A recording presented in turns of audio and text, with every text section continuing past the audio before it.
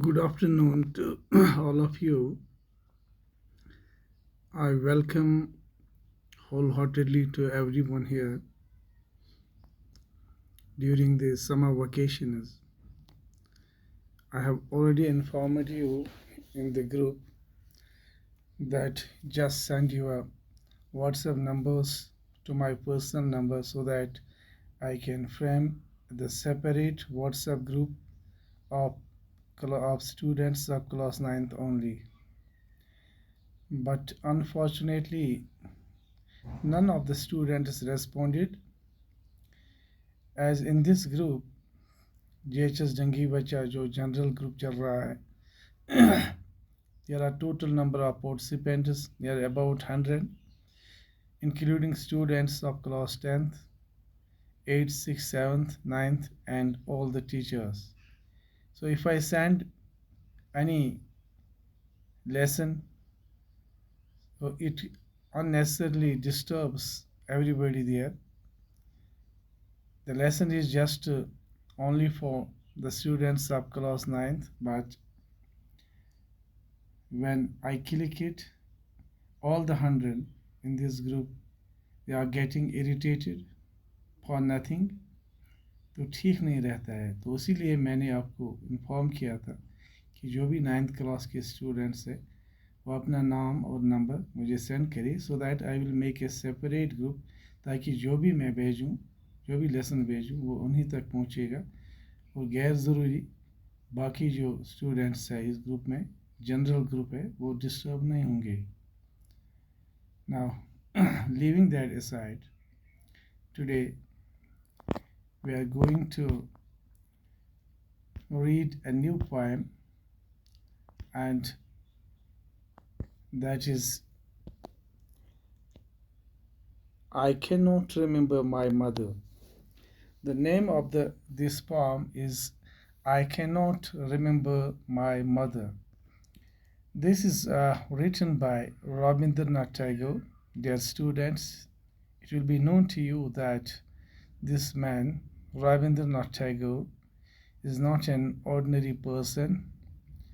He is a very towering personality so far as the Indian literature is concerned. And it must be in the know-how that our national song is also attributed to this literary or the luminary figure of India, Rabindranath Tagore.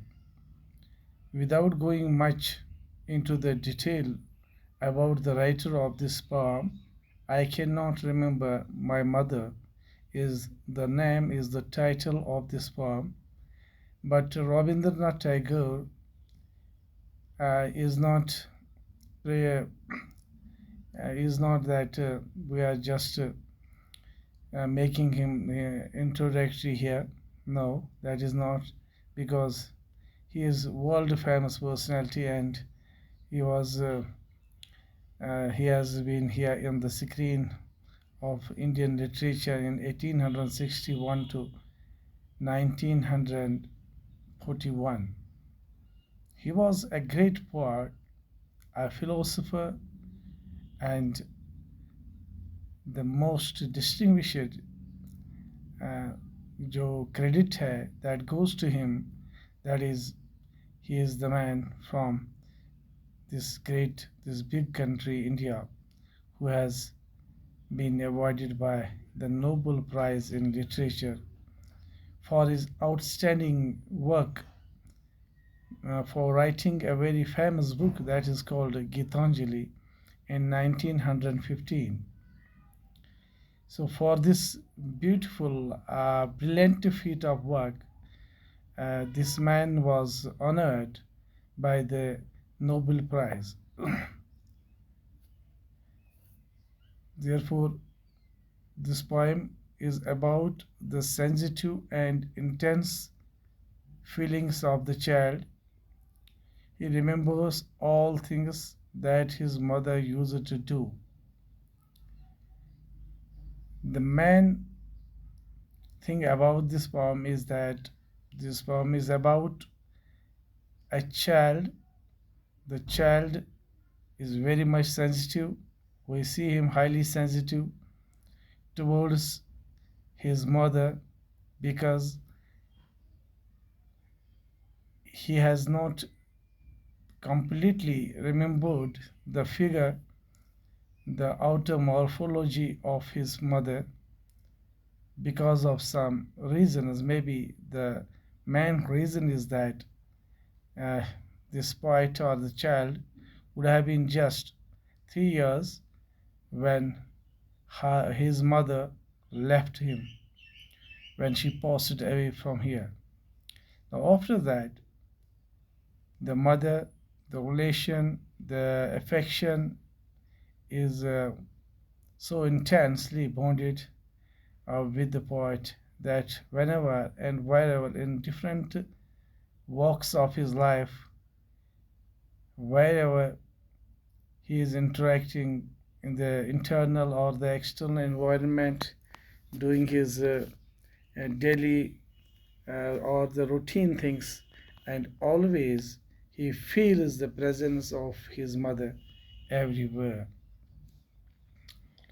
Before coming here to the main content of this poem, the first stanza, so I hope you will be having your books while dealing with this little effort from my part.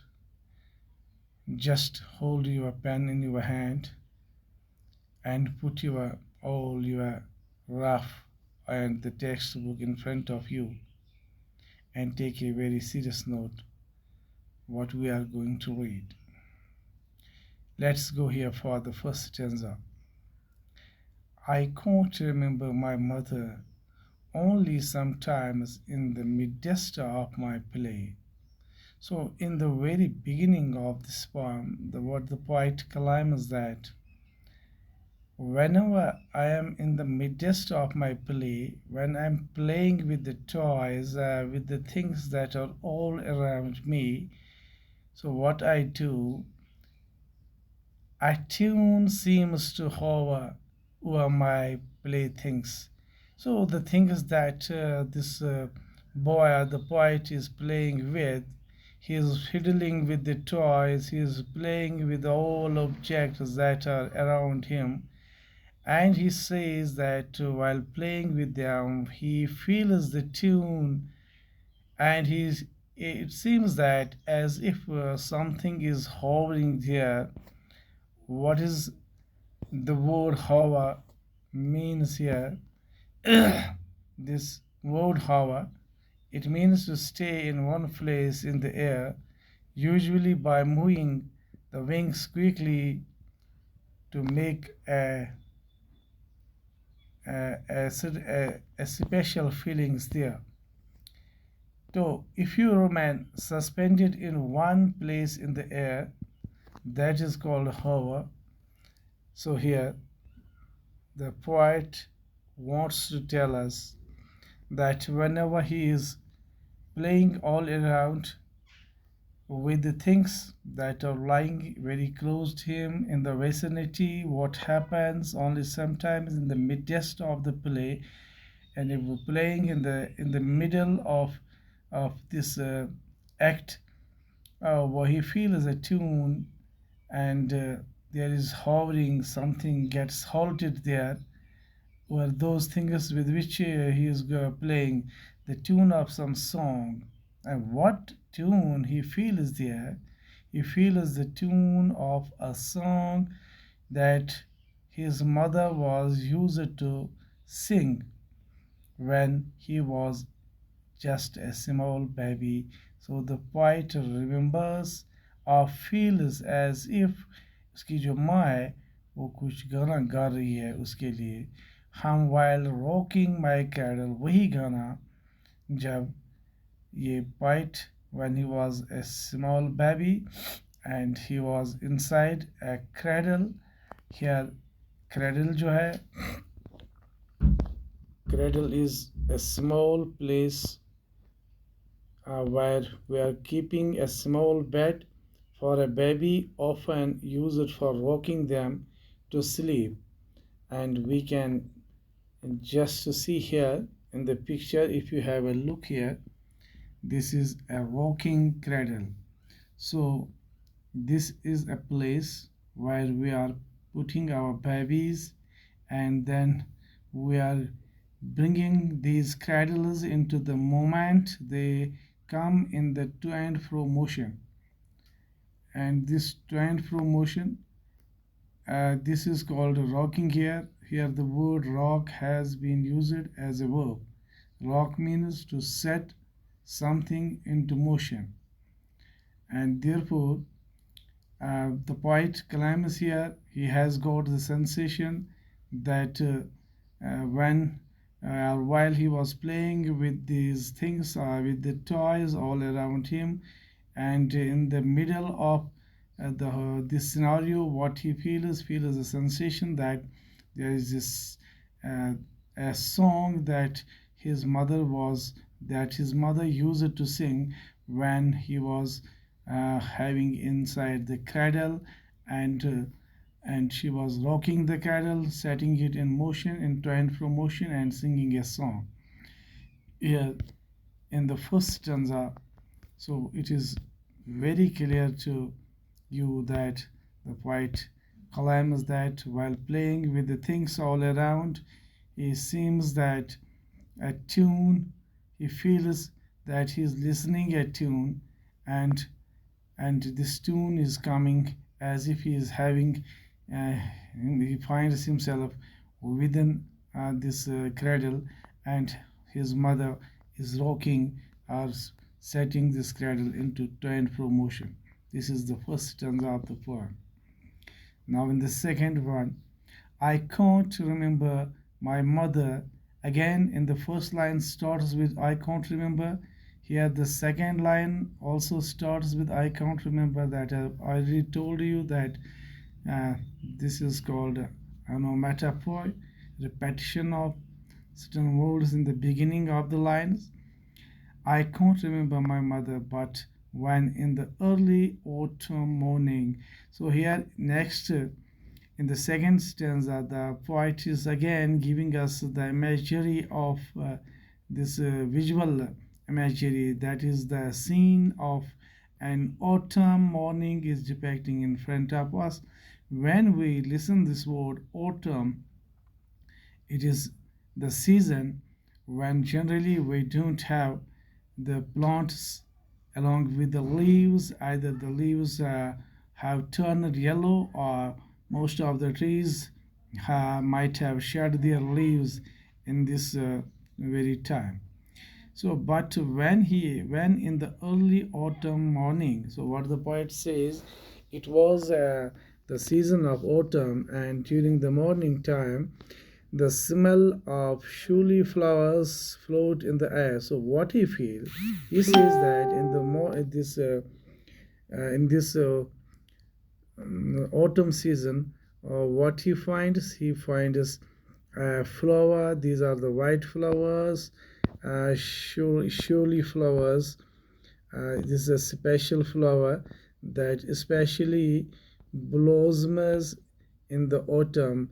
Generally, we don't see flowers in the autumn, but this flower has this shuli flower has some speciality, that it blossoms in the autumn. And the poet is telling us the same thing, that he has seen, has come across with these flowers, these shuli flowers, and it was the autumn. You see, the scenario of the autumn season, generally we see that the leaves mostly are fallen on the ground. The plants, they shed their leaves, and if the leaves are the branches are bearing the leaves, they are turned yellow. So this is the scenario of this. So what the poet is telling us about uh, the scene of an autumn, when he has seen these flowers, these white flowers, named Shirley flowers, and they are fragmenting the atmosphere with their scent. And There is a beautiful smell coming from these flowers. The smell of surely flowers floats in the air. The poet says that these flowers they are fragmenting the air with the scent or the beautiful smell. The scent of the morning service in the temple and what he compares here the beauty, the scent, the fragrance of his mother with the beauty or the scent or the fragrance of the flowers, the surely flowers. So this is a metaphor here without he is comparing them without using as or like. So this is a direct comparison between the two. So here he has used a metaphor. So the scent of the morning service in the temple comes to me as the scent of my mother. So the poet says that what he has seen that the people are offering their services in the temple and are offering the garlands, the flowers in the temple, and the flowers are producing a good fragrance, a very beautiful smell, and same is the case. The poet feels that he's uh, he is comparing the scent, the smell, the beautiful smell of his mother with the smell of the flowers that are being dealt with in the temples, especially in the morning time, while people are going to attend the temples for worship and offering the garlands to these gods and goddesses. The poet here compares, he feels, he has the sensation of feelings, deep sensations that feels the presence of his mother around there. So only when from my bedroom window I send my eyes. Now, the scent of morning service in the temple comes to me as the scent of my mother. So in the second stanza, the poet says that so he remembers his mother, he feels her presence, he feels her this fragrance, he feels her smell, just like the smell of the surely flowers who blossom in the autumn season when generally we don't see the blossoms or everywhere, and it is the time when trees are just shedding their leaves or are turning yellow in color. And here the poet he compares the fragrance of these flowers or the scent that is coming from the temples as the people are offering garlands to the gods and goddesses to the scent of his mother. Now in the final stanza of the poem, the scent of the morning service in the temple comes to me as the scent of my mother. I can't remember my mother only when from my bedroom window I send my eyes into the blue of the distant sky. The same is the case here. Again, he doesn't feel that his mother is not lying with him. He always feels that his mother is present all around him. And what he says only when from my bedroom window. So I send my eyes into the blue of the distant sky. The poet says that when he sits in his bedroom around the window of the bedroom and is having a look at the sky, distant sky, far away sky, the blue sky, very clear blue means without any this haze or cloud. I feel that the stillness of my mother's gaze. तो वहाँ पे बैठ के by sitting in the bedroom and around the window of the bedroom, he's gazing over the sun, this beautiful sky, blue sky, and he feels that the stillness of he feels that his mother is still silent there, gazing on his face, and he looks outside through the window, and he feels that his mother is gazing, means continuously looking at his face. He has separated all over the sky, just you can imagine by having a look over here that the poet is concluding the poem in the last lines, thereby claiming that the mother gazes in the bedroom, he gazes in the bedroom and bedroom window and is looking outside towards the blue sky, and he feels that his mother is looking there, and he's looking, his face is visible to his mother. And when we finally have a general, this quick recapitulation of this poem, what we see here, we see that the poet is having a very strong bond with his mother, that poet was not able to see his mother because she has passed when poet was just 3 years old or so. And despite that, the bond, the affection is so strong that wherever and whenever poet, wherever he goes and wherever he lives and whatever he does, he always finds the presence of his mother, because mother is the most dearest thing on the earth, and he is very affectionate, and every child is tremendously appreciated to his mother, and there are always strong bonds. And the poet says that the bond is so strong despite there is his mother is no more existing in the world, but he always finds him there while playing in the first stanza with different objects, these playthings, and he finds him there, and he finds the music there, the tune is there, and same is the case in the second stanza, where in the autumn he finds the scent. So this here in the second stanza, the smell जो है, the scent जो है, it is pertaining to the imagery of smell. Imagery of smell यहाँ पे poet ने use किया है, and इसमें एक that is olfactory nerve जो आपने साइंस में पढ़ा होगा. So olfactory जो होते हैं nerve, that is related to the sense of smell जो है, ये olfactory nerves का काम है. तो वही इसी की मदद से we are detecting these different kinds of smell all around us. And finally he says that this he cannot forget his mother. He feels her presence there in the bedroom, and she is looking outside on the blue sky, and she feels that there, that the stillness of his mother is there. She is gazing at the face of the poet, and and and he doesn't find a single day or single event without his mother, though she is not physically with him. If we see the rhyme scheme of the poem, we don't see a particular rhyme, so this is called a blank verse. यहाँ इसको बोलेंगे, यहाँ पे कोई rhyme scheme है ही नहीं. Generally we see these कोई metre की हम बात करेंगे तो कोई प्रॉपर मीटर भी इसमें नहीं है.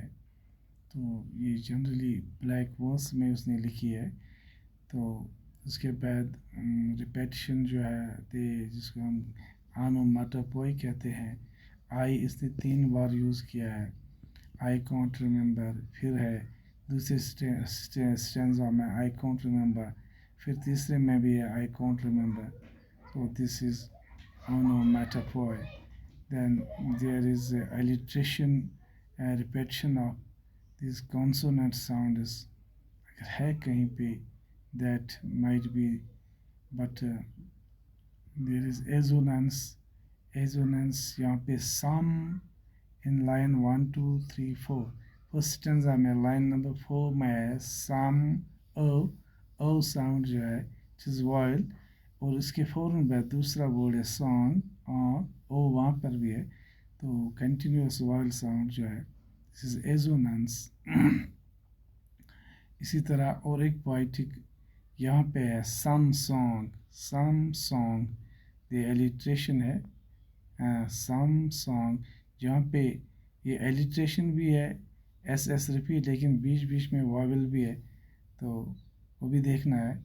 तो यहाँ पे इसने दिस मेटाफर का यूज़ किया है, use it the fragrance with और इमेजरीज जो डिफरेंट यहाँ पे इमेजरी ऑफ साउंड है, कुछ विजुअल इमेजरीज है।